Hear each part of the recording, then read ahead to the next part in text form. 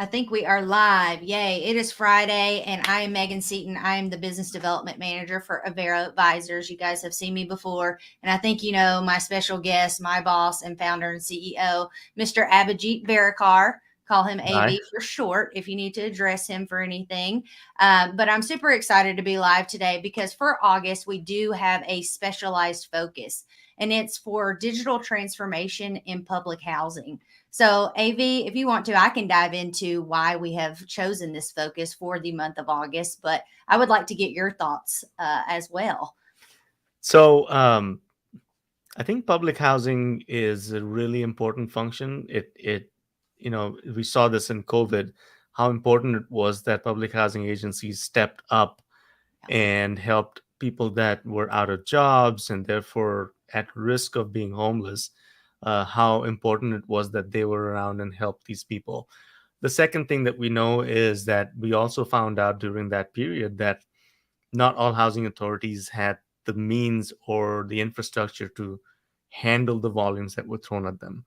Mhm. So we went through this whole process, not just on the public housing and housing choice vouchers side, but also in things like the community development grants and how treasury grants were being dispersed. It exposed a lot of inefficiencies and gaps in terms of how housing authorities are set up for handling large volumes, because traditionally they have relied on their workforce and some technology to do things like intake applications, to do eligibility checks, and dispersing payments to landlords. So all of that kind of came together in the COVID era, and it hasn't resolved itself, right? So we need to help Mhm. our housing authority clients and prospects to transform their operations through technology. Yes, absolutely. And we do have some very special guests. I don't want to give it away just yet, but we're having two next week. So please join us. I think it will allow our viewers a lot of different perspectives, right, from within housing authorities. And then we also have a special guest from a software vendor. I know that we hate on them all the time, but we do Right. have very good relationships with them. And so I'm excited for you all to hear from her as well. But AV, can you share maybe a success story of a client, public housing specific, um, where we have come in and transformed maybe one process to? Can you share just a success story to where we have Yeah. helped? Yeah, there's several. And Yeah, back to your teaser on the guests, yeah, I think the one on Monday is one I'm really excited about. Terry McKee is a me dear too. friend of mine and has been a long-term client, and he's unique because he wore the two very difficult hats of an IT director and procurement director for more than a decade. So Terry knows the pain points from a variety of different angles, specifically related to housing authorities, and he'll be on our live stream on Monday next week. So Yep. don't miss that. Please don't. Back to your question on an example, Yep.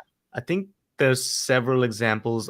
The one that I like talking about is a large housing authority, uh, who I won't name, but they had, um, when we started working with them, they had this large, historical ERP system that they had used for 30 plus years, and it wasn't working for them. It was, you know, IT's job to make sure the systems worked. They were on premise, everything ran on their servers, and IT didn't necessarily have the tool sets or the people to run this very large program. Um, Flip to the other side, the vendors should have leaned in and helped the client succeed and made sure that their tickets are handled and all of the modernization happens, that they have the reports they need to do these to their operations. Instead, the vendor had completely washed the hands off of this client. So the client brought us in to project manage the whole re-implementation of this technology. Although they had had this for 30 plus years, they brought us in to identify where the gaps were. So we did a real comprehensive deep dive into their operations, their practices, their processes, what kind of modules they owned, how much they paid for them, and really looked at you know, the last 1 year's worth of tickets. Like, where are the problem tickets and why aren't Hmm. they being resolved? Why do customers not like this product, and where can the vendor step in and help? We also looked at the IT organization that was responsible for all of this. And again, not their fault. The Right. system just hadn't been kept up, and no one had asked the key questions on how do we use this to make business processes better. So when we did our analysis, we came up with the recommendation that they should really move on from the system. But it's such a large housing agency, and a lot of their operations happen on this system. So it's not just something you can do overnight, right? So we tried to engage the vendor and brought them in to, who, by the way, had just gone through an acquisition by a private equity company. So their operations were all up in the air. And the easy answer would have been to, one, to keep doing business the way it was being done, and second, to say that, hey, let's get rid of this and go get something new. The problem with the housing authority market, and you've heard me say this before, is they don't have a lot of choice when it comes to public housing software. There's the 800-pound gorilla, there's another 800-pound gorilla, and neither of them are, I mean, they have decent products, but it all comes down to customer service and how do you do implementations. And in our experience, no one's doing it right. So at this housing authority, we did a lot of business process redesign, mapping. We helped them shore up their cybersecurity, Mhm. because as we're doing our analysis on what's wrong with this specific ERP system, some of the holes were apparent in their IT infrastructure. So we helped them um, plug those holes, at least temporarily, because the real opportunity there was to completely gut their existing ERP system and go get a new one.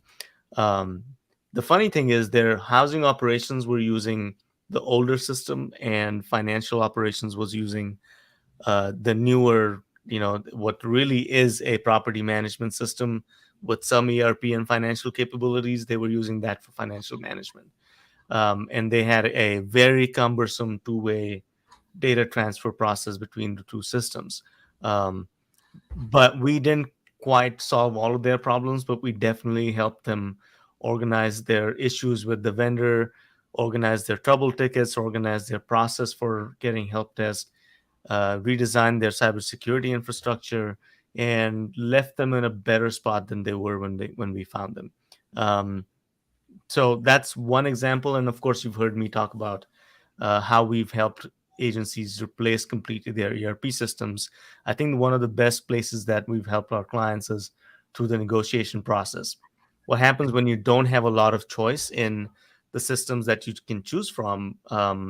You tend to just take the proposal that looks better. You tend to take the first good offer that comes your way without making the effort to understand how it fits into your daily operations, how is this different from the old system, because you don't want to take a newer system and do business the same way. Um, Lipstick on a pig doesn't work.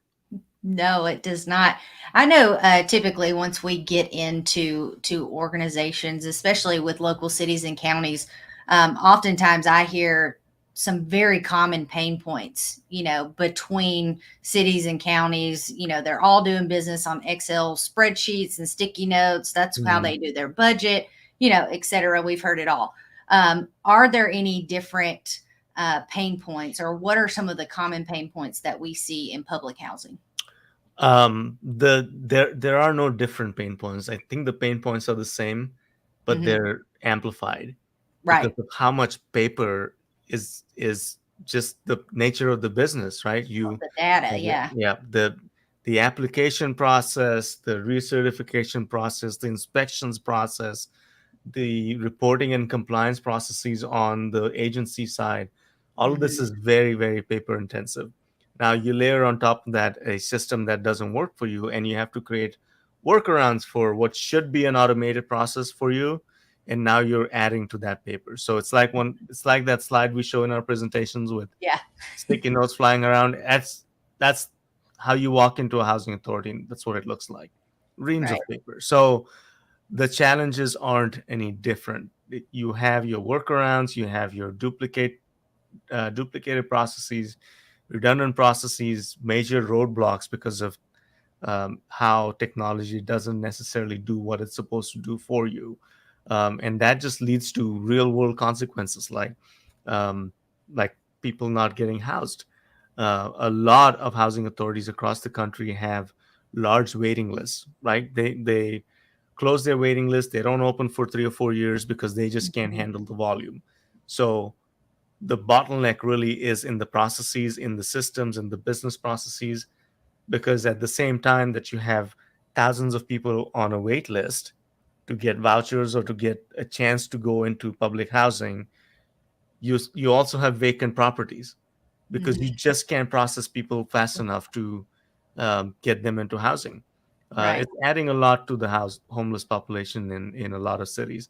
One of our newest clients is a city that's brought us in to help them with their permitting processes. It's not public housing, but it's kind of related, right? Mhm. Went to a city council meeting the other day where citizens had come in large numbers to talk about how rent is too high, that there is not enough um, inventory for people to go rent houses from, and if even if there is, you're paying 12 to 1,500 bucks a month for a small apartment, which might seem like a deal for those of you out in New York or California, but it's a lot here in Tennessee. So, Mhm. um, how do you get them permission and the permits to build housing faster is a challenge that this city has given us, and we're going to dig in and do that for them.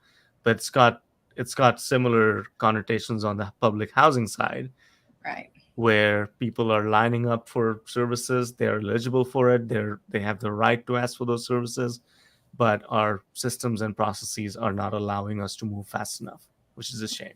Right. And with all the paper trails, let's talk about all of that data Hmm. and how can implementing, well, maybe not even implementing a software, right? But looking at the processes, how can we better protect that data for public housing? Again, it's not different. The key point here is uh, personally identifiable information.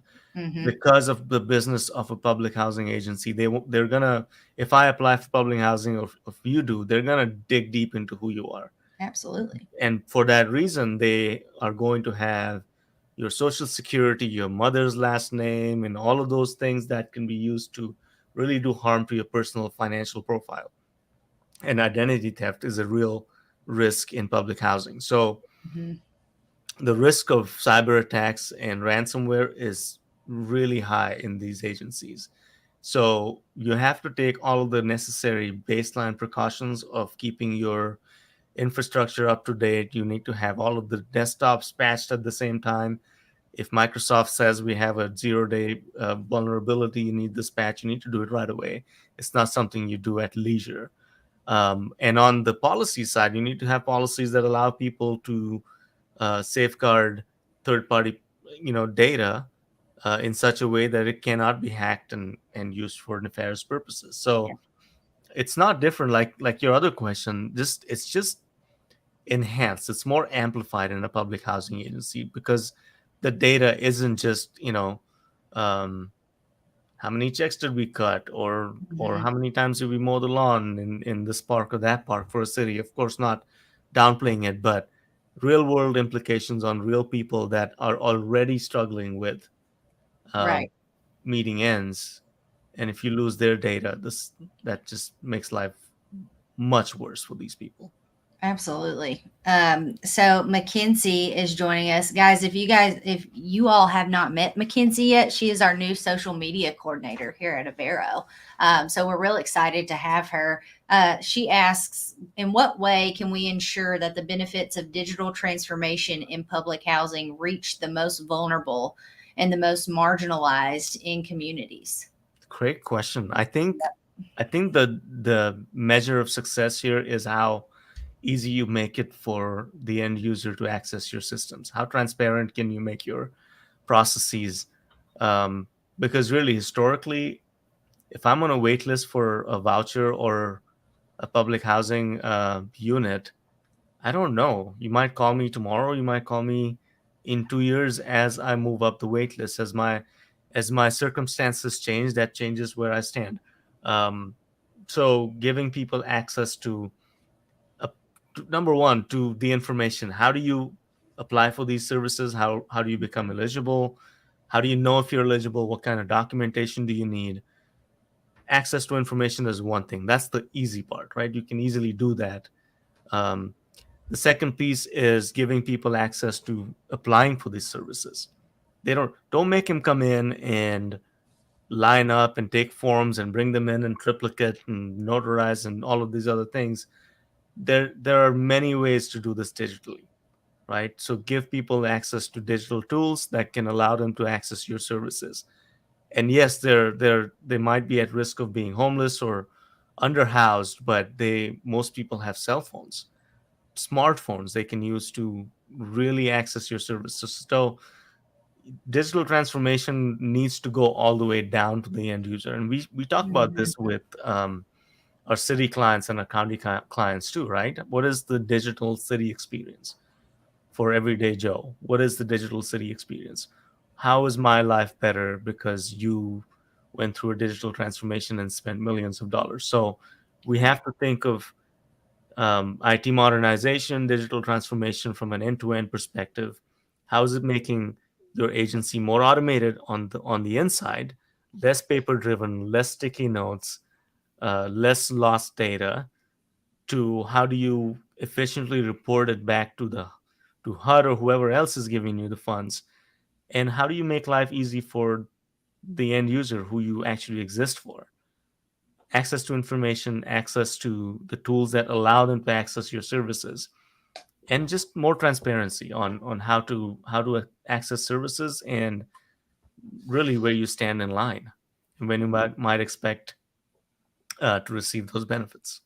Right. And just to add on to that question, how or what advice would you give to foster a sense of belonging or collaboration and active participation among those public housing residents?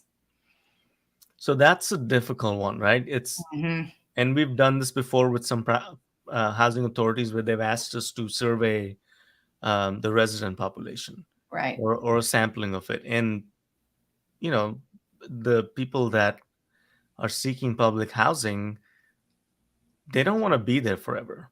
They're, well meaning, they want to get out, they want to use this as a stepping stone to a better livelihood. So, but more often than not, it's things like free Wi-Fi, business centers, and the more progressive housing authorities offer that to their residents, because there's a huge component in housing authority market or the industry about self-sufficiency, allowing the residents to obtain the tools and the services necessary.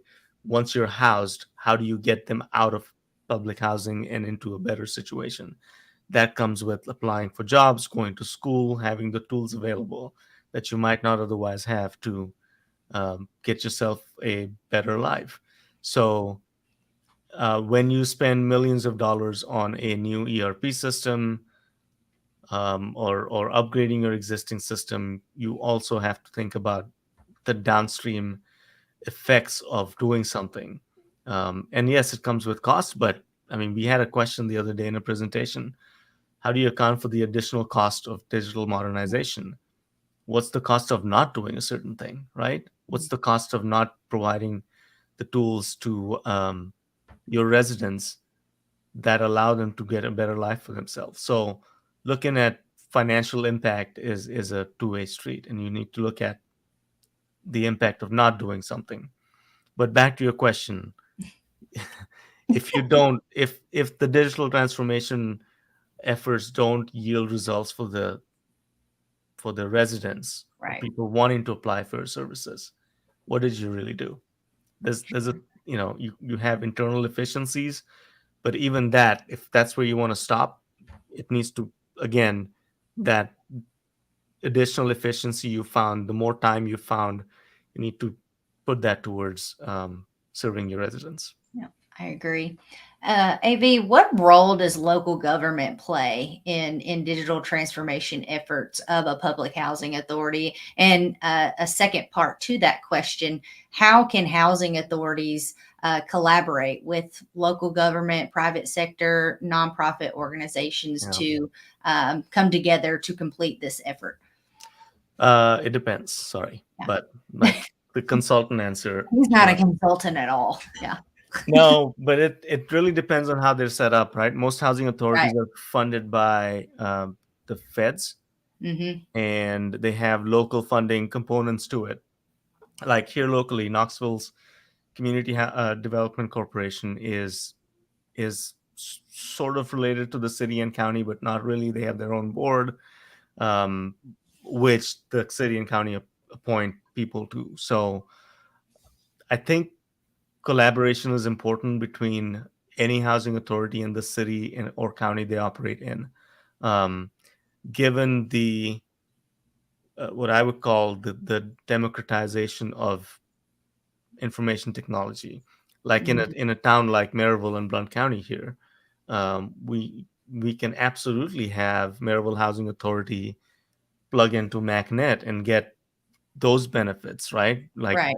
our local government's really good about connecting any government building and offering them a free internet pipeline. What a great service would that be? Um, Things like sharing ERP systems, right? You can do that. You can also collaborate on, I know they do it on housing specific construction projects. And again, an often used analogy that I like to use is that you need to think of digital modernization and transformation as building a new building, a school building, or a police station. And that level of investment, that level of collaboration, that level of care needs to be taken with transformation efforts on the digital front. Right. What economic benefits could stem from a comprehensive digital transformation in public housing, both for, we've talked about residents, but also for the community?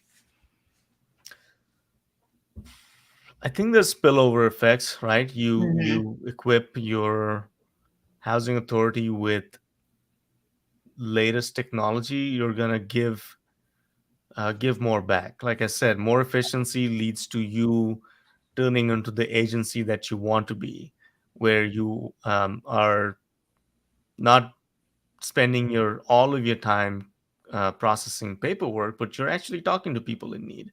There's Hmm. a huge case management component to public housing. I think that gets missed because of how busy agencies tend to be because of lack of proper resources or inefficient processes or just antiquated systems. Right. I agree with that. Guys, I don't have anything else. I think we've had a great conversation today for a Friday afternoon, and we will be live 2 times next week. So I don't want to overwhelm anybody, right? But AV, do you have anything else you would like to say about No. public housing? About public housing, I think it's a great mission. Hmm. We're focused on it for one overwhelming reason. I think this industry, this slice of the market, really needs help Absolutely. in digital transformation and in keeping with the times. We also have the usual, um, unscrupulous vendors that are taking advantage of our of this client pool because, again, they haven't done this before. There's been for the last 30 plus years, there's been one system that most housing authorities use, Hmm. and no one's paid attention to this sector of the government market. And I think it's a highly needed skill set that we're bringing to the table, and we want to focus on that for our clients in the public housing space. Yep, absolutely.